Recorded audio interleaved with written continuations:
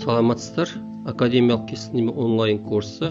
Онлайн курсының екінші модуль тақырыбы тұрмыс заттардан құралған натюрморт. Онлайн курс өткізуші Отаров Мелс Тасқалиұлы. 6-шы практикалық сабақтың тақырыбы тұрмыс заттардан құралған натюрмортты түспен орындау. Академиялық кескіндеме курсында қарапайым натюрморт орындаудан кейін күрделі натюрморт орындау тапсырмасы беріледі. Алдымызда тұрмыстық денелерден құралған натюрморт берілген. Практикалық жұмысқа кіріспес бұрын кіші өлшемді долбарлар салудан бастаймыз.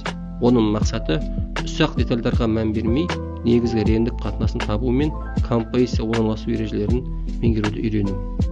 Салынған долбарлар ішінен ең сәтті шыққан композицияны планшетке түсіреміз.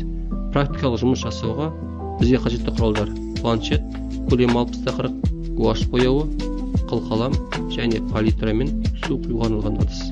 Осымен 6-шы практикалық сабақ тапсырмасы аяқталды.